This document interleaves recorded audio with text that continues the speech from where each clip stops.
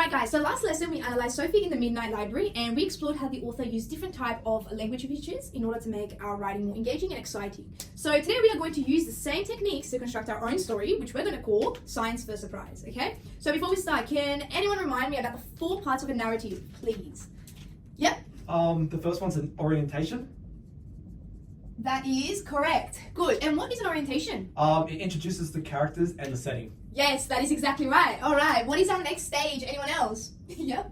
We got the complication. Complication. What is our complication? I'm pretty sure it's the problem that happens in the story. Yes, exactly that. So it's a problem that actually happens in the story. Now, what's after complication?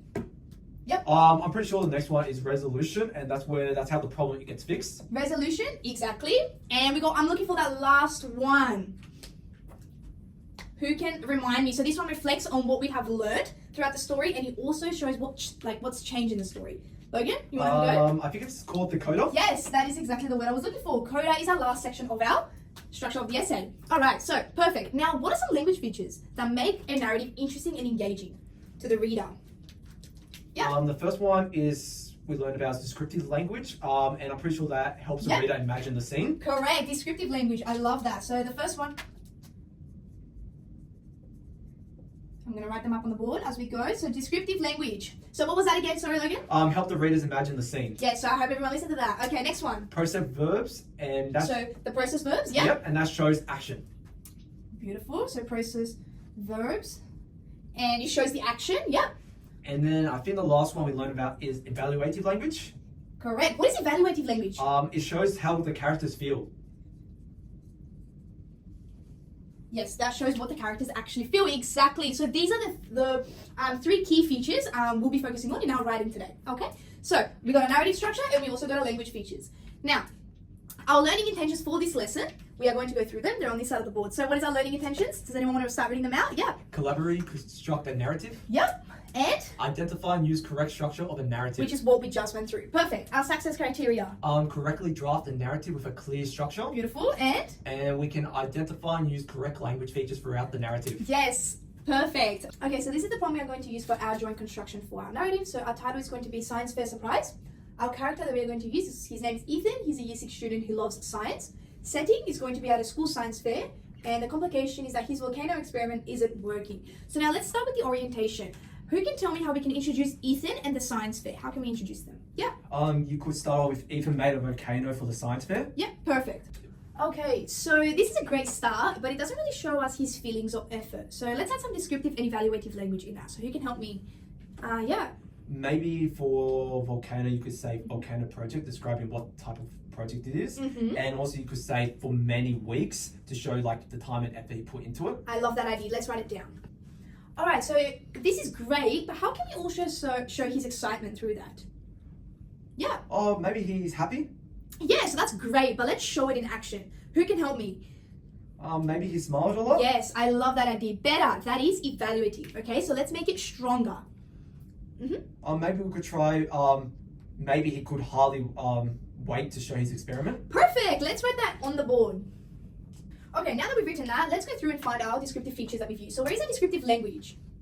We mentioned before for volcano project. Yeah, so that would be our descriptive language there. And what else? Many weeks. Many weeks. Very good. All right, anything else that we can see in this sentence? I don't think so, miss. All right, let's start. Let's underline now in green our evaluative language. Can we see any of that? We just mentioned that before. He could hardly wait. Mm-hmm. He could hardly wait to show his experiment. Beautiful. All right, now that we've done this, let's have a look at our structure. So from going from the first, Ethan made a volcano for the science fair. Pretty boring, pretty simple sentence there. We went to Ethan had been working on his volcano project for weeks. The science fair was tomorrow. Now we're getting there. It's a little bit more descriptive. It's telling us when it is and what he has been working on. And now with the third, we've even expanded it even more and said Ethan had been working on his volcano project for many weeks. The Year 6 science fair was a day away and he could hardly wait to show his experiment. So now it's showing us his feelings and how and more descriptive language around the weeks and what he is doing.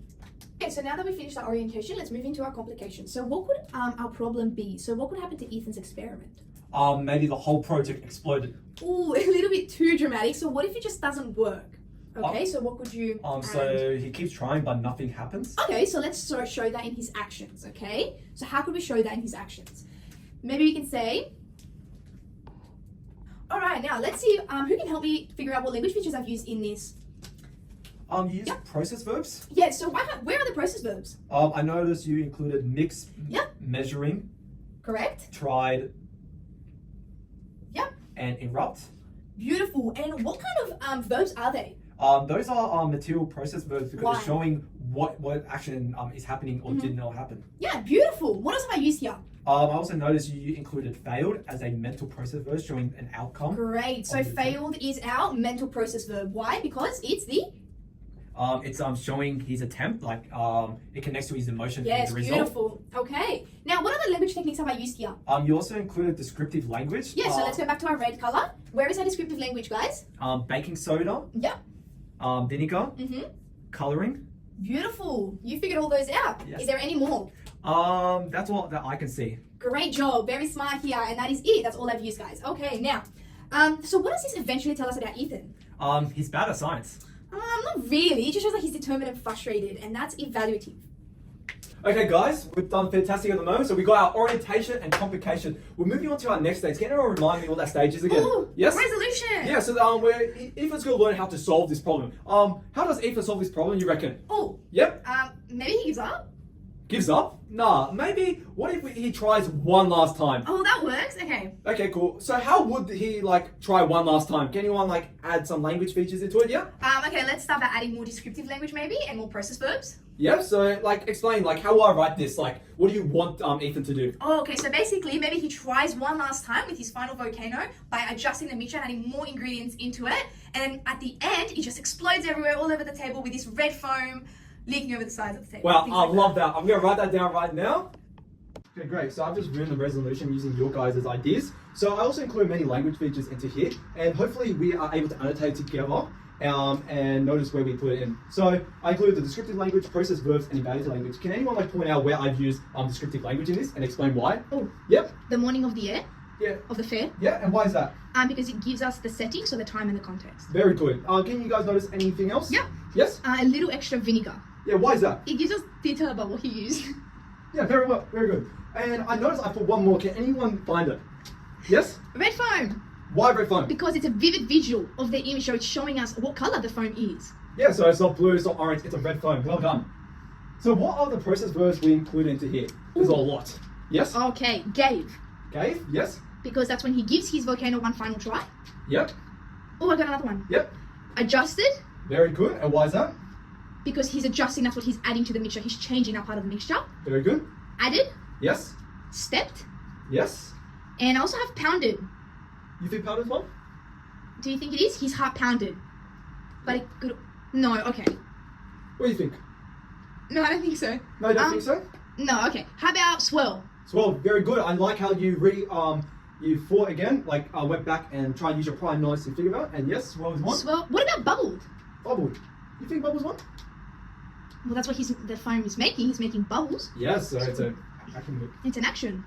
very And good. maybe poured I have for the last one that I saw. Perfect. Well done. So now we move into evaluative language. We haven't done a lot of that in our text, and let's see if we can identify some. Yes? Nervously. Nervously. Fantastic. Because it's showing Ethan's emotion, I Yes. think. No, that is correct. Well done. Any other ones? Ooh, Yes. his heart pounded. Maybe we can use it now. His heart pounded. Very good. It shows us the excitement he had, but also shows that he had a little bit of anxiety because he didn't know what would happen. Great. So those are all our descriptive process verbs and evaluative language for this text. Now we can finally move on to our coda. So what lesson do you think Ethan learns at the end of our story? Yes. Mistakes are bad. Or maybe let's think a little bit positive. What could Ethan realize after everything he's been through? Yes? Well, he learns that even mistakes can lead to success, but maybe we can also show that he didn't win, but he was still proud of himself. That's excellent. So we'll show that Ethan didn't win, but still felt happy after his effort. Let's start with a simple version. Okay, so that is a good start, but I reckon we can make it more expressive. What descriptive or evaluative words could we use to add on to this? Oh. Anyone? Yes? We could say that first prize instead of just win, or So- descriptive. You're saying here, I'll use a new marker. Mhm. So instead of just win, didn't win, we'll say First prize first prize. Yes? for descriptive. I also have evaluative. Yeah, what? Maybe praised sounds better than said. Oh, I like that. Praise. Praised sound, yeah. Yes? Any other ones? And for another evaluative that I found was that he could smile proudly to show how he feels. That we could add somewhere in there. So say that one more last time. So he could smile proudly. And that is to show how he feels. Yeah, so instead of saying he was just happy, he smiled proudly. Yep. So he felt accomplished. Okay, now let's try and rewrite that. Use all these new language features to write our new sentence. Okay, now I've finished writing our new coda. So let's go back and look at our old one. Ethan didn't win, but the judges said he did a good job. He was happy that he learned something. That's pretty basic like we discussed. So now let's look at the new one constructed using your opinion of adding descriptive and evaluative language.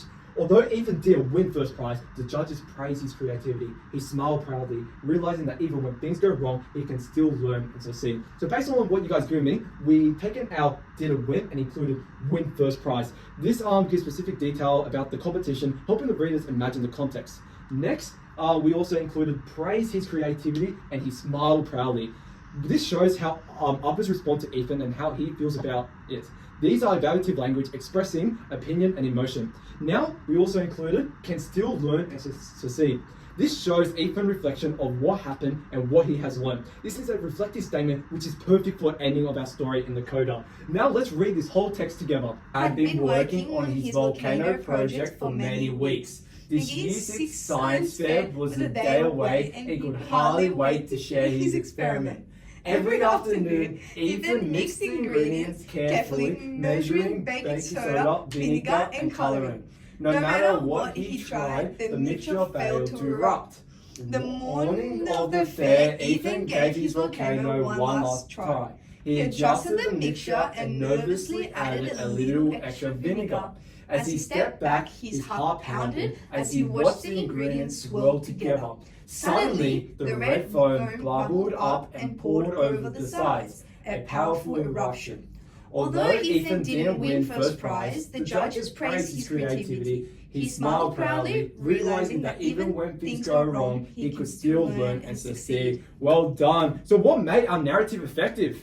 Yes. We follow the structure and we use descriptive, evaluative, and process language. Very good. So we use it. We follow the narrative process, so orientation, complication, resolution, and coda. And also we can see we highlighted many words that show descriptive language, process, verbs, and evaluative language. What else did we do to succeed? We also went through our criteria. Yeah, we also went through our criteria, so we knew what we wanted to do. And I'm pretty sure we correctly drafted a narrative. Would you say this is a correct narrative structure? Yes. Yes, so we can do that. And did we identify and use correct language features throughout the narrative? Yes. Yes. Yay. Fantastic work. Ethan's project was a big success and so was our story. Thank you so much. I guess sometimes explosions make the best stories.